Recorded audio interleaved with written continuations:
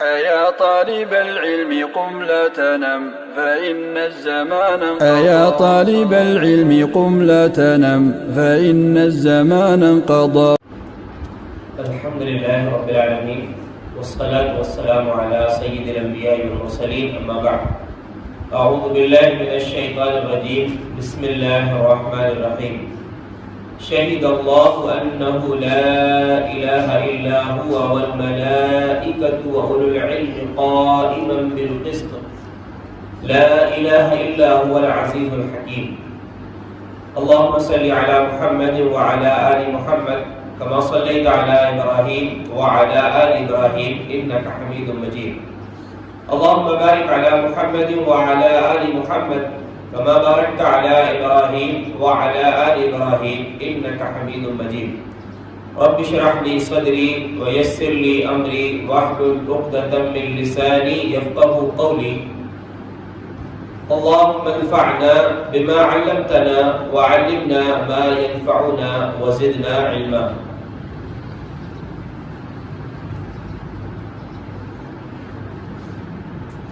ابھی قرآن کریم کی ایک آیت آپ نے سماعت فرمایا، اور قرآن کریم کی اس آیت کو تلاوت کرنے کا مقصد اس عنوان کی مختصر وضاحت ہے جو آپ نے سنا اور جو آپ کو معلوم ہے، علماء کا مقام. عالم کی جمع ہے علماء، جو اللہ رب العالمین کا پیغام قرآن و حدیث کی روشنی میں لوگوں تک پہنچائیں. ان کو اللہ رب العالمین نے کیا مقام عطا فرمایا ہے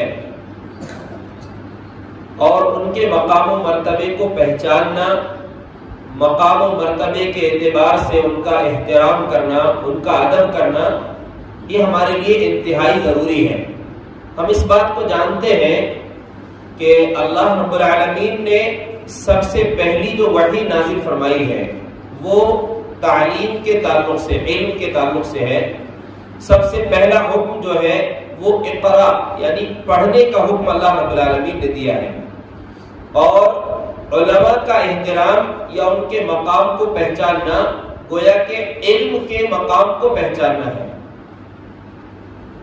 ایک انسان جو صرف انسان ہے، اس کے مقابلے میں ایک انسان جس کے پاس علم بھی ہے، اس کا مقام و مرتبہ یقیناً اس سے زیادہ ہوگا. یعنی حقیقت میں، اصل میں انسان کا کوئی مقام نہیں ہوتا.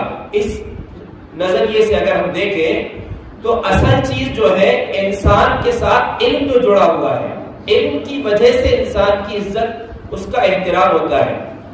کیونکہ علم ایک ایسی چیز ہے، ایک ایسا نور، ایک ایسی روشنی ہے کہ جس چیز کے ساتھ یہ جڑ جائے تو اس کا مقام و مرتبہ بڑھ جاتا ہے.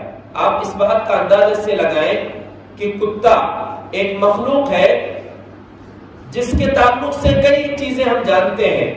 کتے کے تعلق سے نبی صلی اللہ علیہ وسلم کا فرمان یہ ہے کہ بلا ضرورت شوقیہ اگر کوئی کتا پالتا ہے تو اس کے اجر میں سے، اس کے ثواب میں سے روزانہ 1 قیراط ثواب کم ہو جاتا ہے. 1 قیراط مطلب احد پہاڑ کے برابر نیکی اس کی کم ہو جاتی ہے جو صرف شوقیہ کتا پالتا ہے. کتے کے تعلق سے ہم یہ بھی جانتے ہیں، نبی صلی اللہ علیہ وسلم نے فرمایا اذا ولغ الكلب في اناء احدكم فاغسلوه 7 مرات، کہ اگر کتا تم میں سے کسی کے برتن میں منہ ڈال دے تو اس برتن کو پاک و صاف کرنے کے لیے 7 مرتبہ اس کو دو، اور 7 میں سے 1 مرتبہ مٹی سے دھونا ہے، تب وہ برتن پاک ہوگا. تو کتے کے تعلق سے اور بھی چیزیں ہیں. یعنی کتا شوقیہ پال نہیں سکتے آپ. کتا برتن میں منہ ڈال دے تو اس کو برتن کو 7 مرتبہ آپ کو دھونا پڑے گا. لیکن وہی کتا جب کلب معلم بن جائے، اس کو سکھا دیا جائے، کتے کو شکار کرنا سکھا دیا جائے، تو اس کتے کو آپ اپنے گھر میں رکھ سکتے ہیں، اس کتے کو پال سکتے ہیں شکار کے لیے. اور یہاں تک کہ شکاری کتے کو اگر آپ نے بسم اللہ کہہ کر چھوڑا ہے اور وہ جانور یا پرندہ جو بھی شکار کر کے لائے تو اس شکار کو آپ کھا سکتے ہیں. یہ علم کا مرتبہ ہے، علم کا مقام ہے کہ جس کتے کے بارے میں ابھی آپ نے سنا یہ حکم ہے، وہی کتے کو اگر شکار کے آداب سکھا دیے جائیں، شکار کا طریقہ اس کو سکھا دیا جائے تو اس کے ذریعے شکار کیا ہوا جانور، اس کے ذریعے کیا ہوا شکار ہم استعمال کر سکتے ہیں۔ یہ اللہ رب العالمین نے علم کی وجہ سے اس کو یہ مقام دیا ہے۔ بتانا مقصود یہ ہے کہ علم جس انسان کے ساتھ اگر جڑ جائے گا تو اس علم کی وجہ سے اس انسان کا مقام و مرتبہ بڑھ جاتا ہے۔ اور علم کے علماء کے مقام و مرتبہ کے لیے کئی ایک دلائل ہمارے سامنے موجود ہے، اگر ہم ان کو دیکھیں تو ایک لمبا وقت اس کے لیے درکار ہے۔ بہت مختصر میں چند باتیں میں آپ کے سامنے عرض کروں گا۔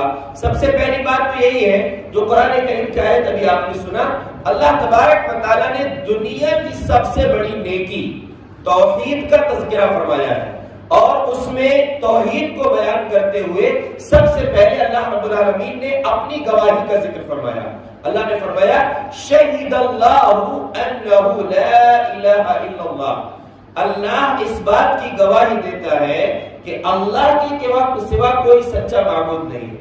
اب اللہ نے گواہی دیا، اللہ کی گواہی کے بعد کسی کی گواہی کی ضرورت نہیں ہے، لیکن اللہ نے اپنی گواہی کے ساتھ دو گروہ کا تذکرہ فرمایا ہے، وَالْمَلَائِكَةُ وَأُولُو الْعِلْمِ۔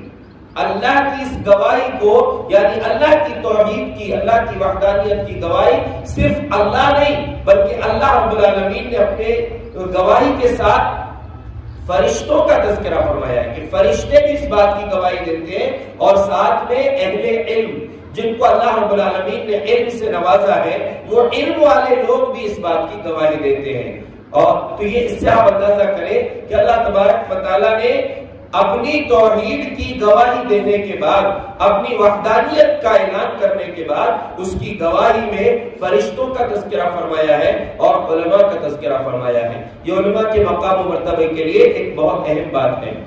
دوسری چیز، اللہ کے رسول صلی اللہ علیہ وسلم کا مشہور فرمان ہے، کتنی بڑی بات اس میں اللہ نے فرمایا ہے۔ اللہ کے رسول صلی اللہ علیہ وسلم نے ان العلماء ورثۃ الانبیاء، علماء جو ہیں یہ انبیاء کے وارث ہیں۔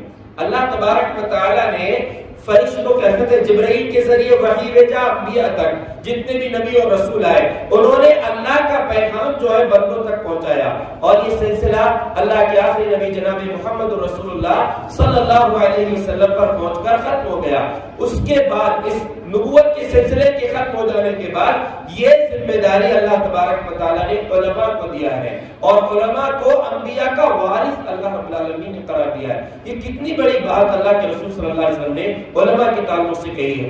اسی طرح قرآن کریم میں اللہ رب العالمین نے ایک بات فرمایا کہ دنیا میں کئی ایک بھلائیاں ہو سکتی ہیں، کئی ایک فائدے کی چیزیں ہو سکتی ہیں، لیکن اس میں اللہ نے ایک بات فرمایا ہے کہ یؤتی الحکمت من یشاء ومن یؤت الحکمت فقد اوتی خیرا کثیرا۔ اللہ جس کو چاہتا ہے حکمت سے نوازتا ہے۔ حکمت کے کئی ایک معنی ہیں۔ حکمت کے معنی کوئی چیز کو سمجھ لینا، حکمت کے معنی فیصلہ کرنے کی طاقت، حکمت کے معنی قرآن و حدیث کا علم، قرآن و حدیث کی سمجھ۔ تو اللہ تبارک و تعالیٰ فرماتا ہے کہ جس کو چاہتا ہے اللہ رب العالمین حکمت دیتا ہے۔ وَمَن يُؤْتَ الْحِكْمَةَ، جس کو حکمت مل گئی، جس کو قرآن و حدیث کی سمجھ مل گئی، قرآن و حدیث کا علم اللہ رب العالمین نے دے دیا، جس کو اللہ تبارک و تعالیٰ نے قوت فیصلہ دے دیا، جس کو صحیح سمجھ اللہ تبارک و تعالیٰ نے دے دیا، فقد اوتی خیرا کثیرا، اس کو بہت ساری بھلائیاں دے دی گئی۔ یعنی جس کو اللہ رب العالمین نے اگر یہ نعمت دیا ہے تو اس کو اللہ تبارک و تعالیٰ نے بے حساب خیر و بھلائیاں عطا کر دیا۔ اب دیکھیے اللہ کے رسول صلی اللہ علیہ وسلم کا فرمان، آپ کا مشہور فرمان ہے من یرید اللہ بہ خیرا یفقہہ فی الدین۔ صحیح بخاری کی روایت ہے کہ جس کو اللہ تبارک و تعالیٰ جس کے ساتھ بھلائی کا ارادہ کرتا ہے، جس کو بھلائی دینا چاہتا ہے اللہ رب العالمین، تو اس کو دین کی سمجھ عطا فرماتا ہے۔ اور دین کی سمجھ رکھنے والا اللہ رب العالمین گویا کہ سلیکٹڈ بندوں کو یہ چیز دیتا ہے. جس کے ساتھ اللہ رب العالمین بھلائی کا ارادہ کرتا ہے اس کو دین کی سمجھ دیتا ہے.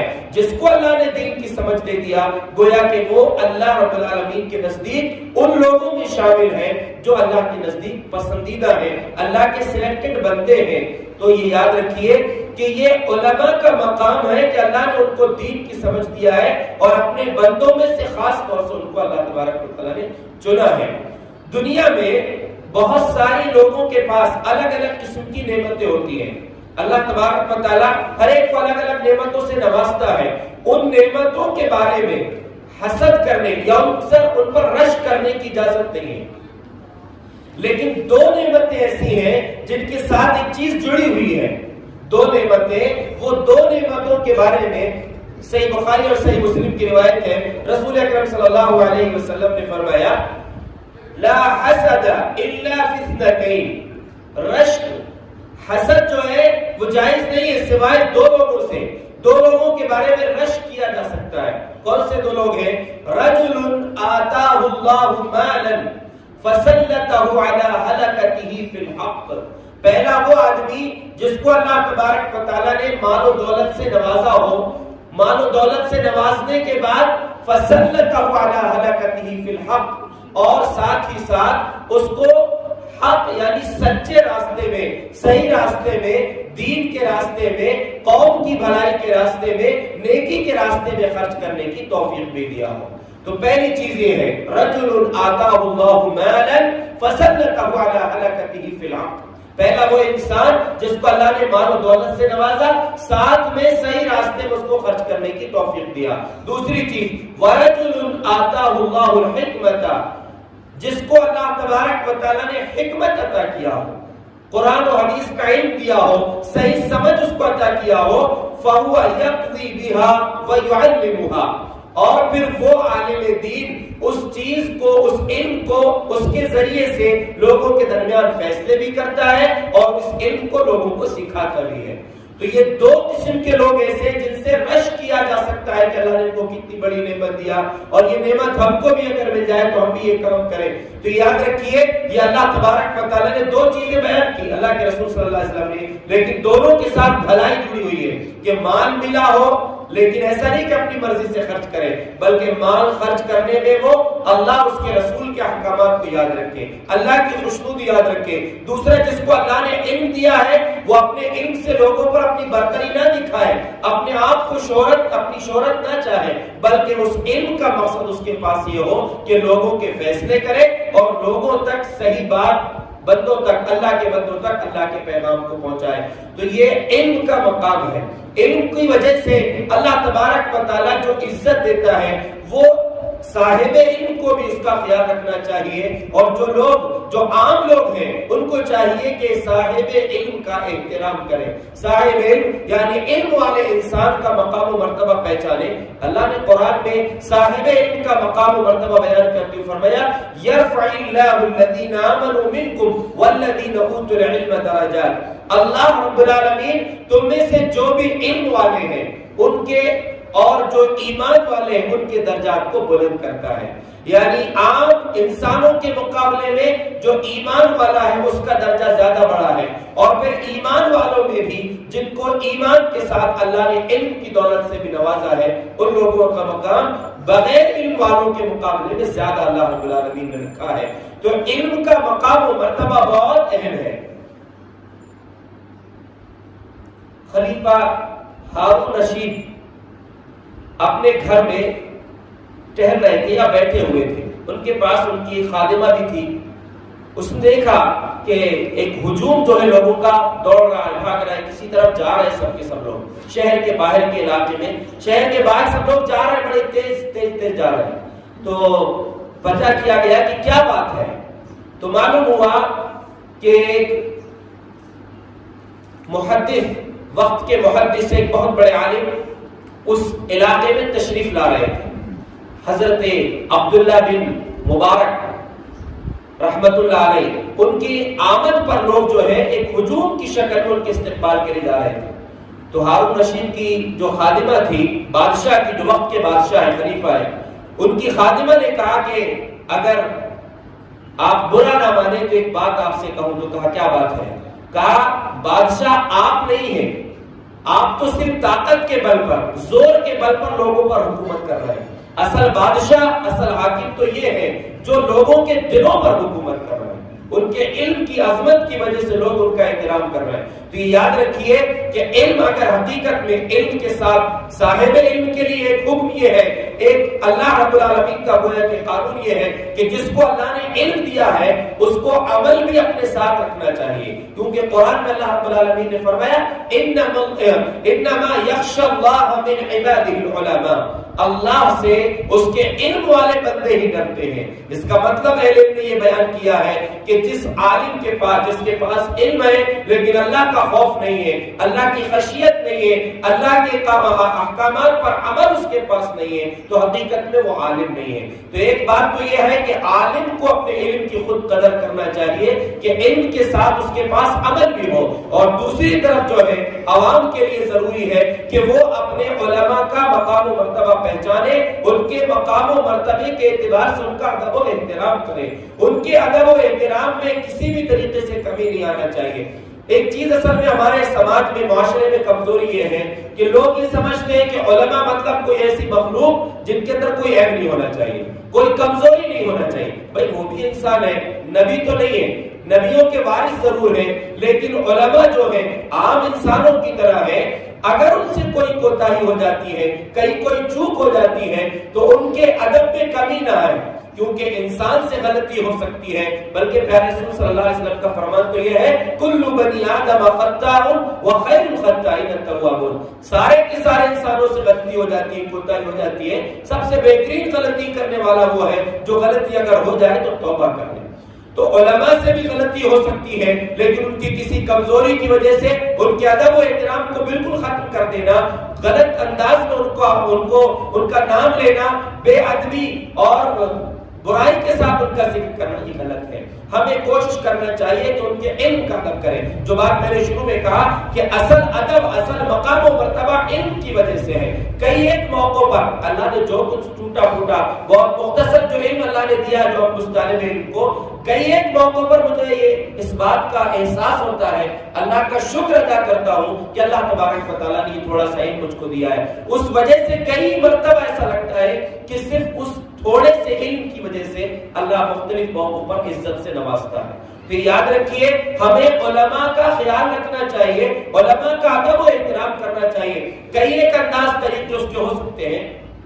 ایک تو بات کرتے ہوئے انداز، کچھ لوگوں کا انداز کیا ہوتا ہے، 4 کتابیں پڑھ لی ہے تو اس کی وجہ سے ان کا انداز ایسا ہوتا ہے جیسے وہ سب سے بڑے علامہ یہی ہے، جبکہ یاد رکھیں عالم وہ نہیں ہے جو خود سے کچھ کتابیں پڑھ کے اپنے آپ کو بڑا سمجھنے لگے، بلکہ ایسے شخص کو علماء محدثین کی نظر میں صحفی کہا جاتا ہے، جو صرف صحیفے پڑھ کے کچھ کتابیں پڑھ کے اگر پڑھ لیا تو یہ نہیں، اصل عالم وہ ہے جو اپنے اساتذہ کے سامنے بیٹھ کر علم حاصل کرے، استاد سے کچھ سیکھے۔ حقیقت میں وہ انسان جو ہے وہ صاحب علم ہے، اس کا ادب و احترام جو ہے ہونا چاہیے۔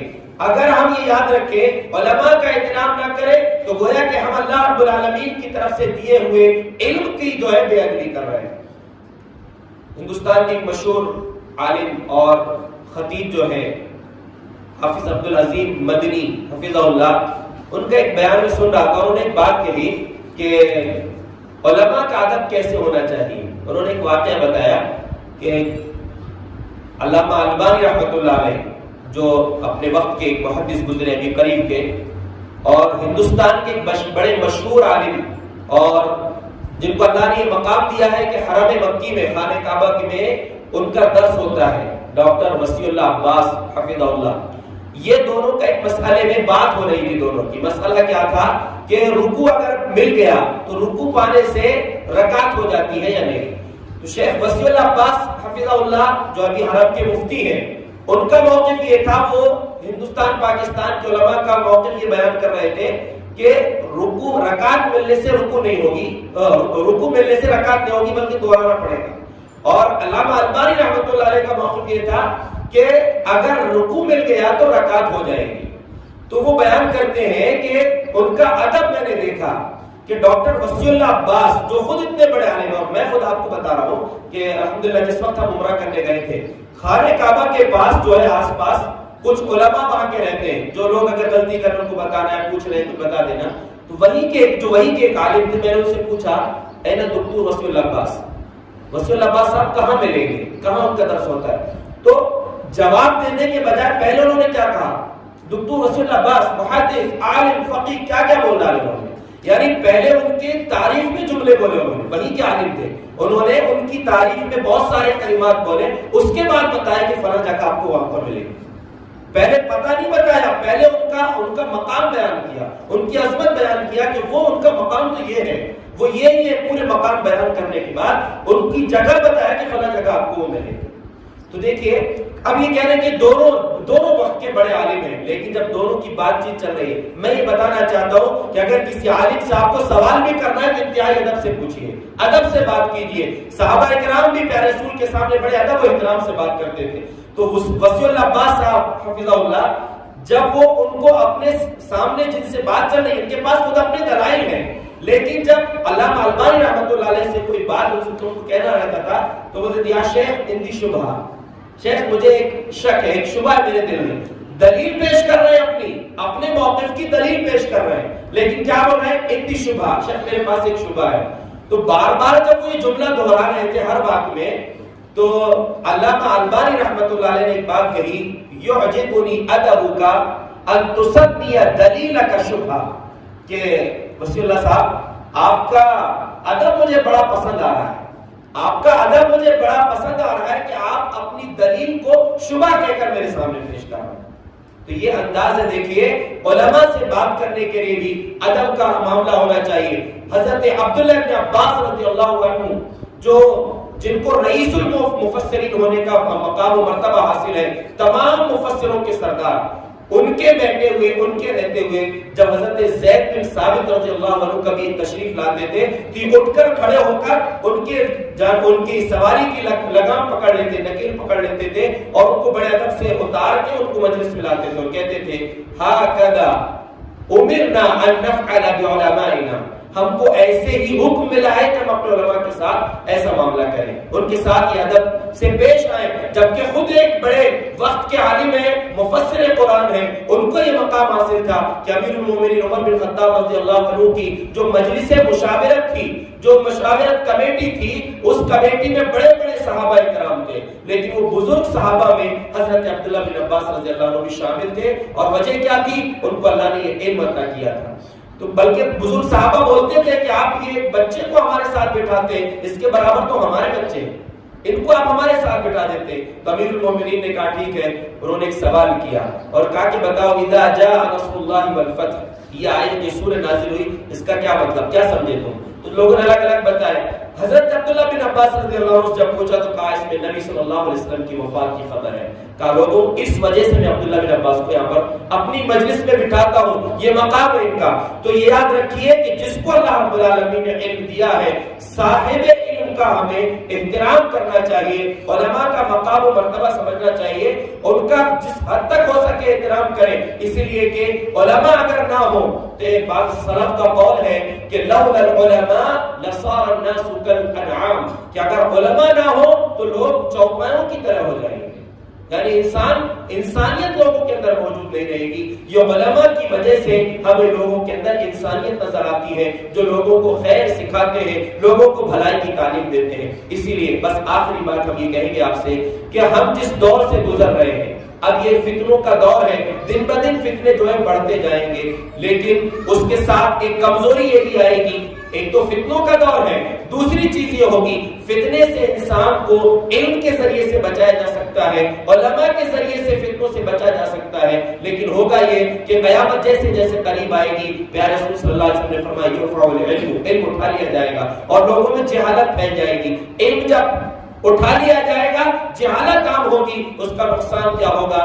اللہ کے رسول صلی اللہ علیہ وسلم کا فرمان ہے ان اللہ لا يقبض العلم انتزاعا ينتزع من قلوب العباد، اللہ علم کو ایسے نہیں اٹھائے گا کہ لوگوں کے دل سے علم کو اٹھا لے، بلکہ ولکن يقبض العلم بقبض العلماء، اللہ رب العالمین علم کو اٹھائے گا علماء کو اٹھا کر. علماء کی وفات ہوتی جائے گی، اور جیسے جیسے علماء جائیں گے تو لوگوں کے بیچ سے جب علم اٹھتا جائے گا، حتی اذا لم یبق عالما، یہاں تک کہ جب اللہ کسی عالم کو باقی نہیں رکھے گا، اتخذ الناس رؤوسا جہالا، لوگ جاہلوں کو اپنا سردار بنا لیں گے. فسئلوا، پھر ان سے سوال کیا جائے گا، وہ جاہلوں سے جن کے پاس علم نہیں ہے، جو اگر یا پھر کچھ کتاب پڑھ لیے اور اپنے آپ کو بہت بڑا سمجھنے لگے، جو ایسے بھی دعوے، آپ کو ایسے لوگ بھی ملیں گے ایسے بھی دعوے کرتے کہ قرآن کی یہ آیت اب تک کسی کو سمجھ میں نہیں آئی، قرآن کی یہ آیت اب تک کسی کو نہیں سمجھ میں آئی. یہی ایک آیت ہے نمونے جن کو اب قرآن کی آیت سمجھ میں آئی. اب تک 1450 سال میں کسی نے جو قرآن کی اس آیت کو نہیں سمجھا. ایسے لوگ بھی آئیں گے، لیکن جب ایسے لوگوں کو لوگ اپنا رہنما مان لیں گے، ایسے جاہلوں کو اپنا سردار بنا لیں گے جن کے پاس قرآن و حدیث کا صحیح علم نہیں ہوگا، تو پھر جب ان سے سوال ہوں گے فَفْتَوْا بِغَيْرِ عِلْمٍ، بغیر علم کے وہ فتویٰ دیں گے، فَضَلُّوا وَأَضَلُّوا، وہ خود بھی گمراہ ہو جائیں گے اور دوسروں کو بھی گمراہ کریں گے. اسی لیے ہم آپ کو یہی سبق اور یہ پیغام دینا چاہتے ہیں. ہمارے بیچ میں ابھی علماء اگر موجود ہیں، ہم ان کا ادب و احترام کریں، ان کے علم سے فائدہ اٹھائیں، ان کے علم سے ان سے علم کو حاصل کر کے دوسروں تک بھی پہنچائیں اور خود بھی اس پر عمل کرنے کی کوشش کریں. اور ہمیشہ اس بات کی فکر ہو کہ ہم اپنے علماء کا ادب و احترام کریں، جس حد تک ہو سکتا ہے ان کو خوش کریں. اور جیسا کہ نبی صلی اللہ علیہ وسلم کے صحابہ کا عمل یہ تھا کہ پیارے رسول کے پاس لا کر تحفے دیا کرتے تھے. حضرت بلال رضی اللہ عنہ ایک دن کچھ برنی کھجور لے کر آئے، خاص کھجوریں، برنی اچھے قسم کی کھجوریں لے کر آئے. کہا اللہ کے رسول میں اس کو صرف اس لیے لاؤں لنطعمک، تاکہ میں آپ کو کھلاؤں، صرف آپ کے لیے میں نے تحفے میں لے کر آیا ہے. تو پیارے رسول صلی اللہ علیہ وسلم کے پاس صحابہ کرام تحفے بھی لاتے تھے، اور پیارے رسول کا خود فرمان ہے تہادوا تحابوا، لوگوں ہدیہ تحفہ دیا کرو، اس سے محبت بڑھتی ہے. یعنی یہ صرف یہ نہیں کہنا مقصد ہے کہ علماء کے ساتھ ہر ایک کے ساتھ یہ ہونا چاہیے، ہر ایک کو اس کے مقام و مرتبے کے اعتبار سے ان کا احترام کیا جائے، لیکن علماء جو ہیں وہ ہمارے لیے ہماری دنیا کے ساتھ ساتھ آخرت کی بھی رہنمائی ہمارے لیے کرتے ہیں. اسی لیے دین کا علم جو ہے ان سے حاصل کریں، صحیح علم حاصل کریں، قرآن و حدیث کی صحیح سمجھ علماء سے حاصل کریں اور اس کے مطابق اپنی زندگی کو گزاریں. اللہ تبارک و تعالیٰ سے دعا ہے کہ اللہ رب العالمین علم کے مطابق ہم سب کو عمل کرنے کی توفیق عطا فرمائے، اور جو صاحب علم ہیں، جو علماء ہیں، ہمیں ان کا ادب و احترام کرنے، ان کے علم کی قدر کرنے کی توفیق عطا فرمائے. اللہ رب العالمین ہر قسم کے شر اور فتنوں سے ہم سب کی حفاظت فرمائے. آمین. وآخر دعوانا الحمدللہ رب العالمین.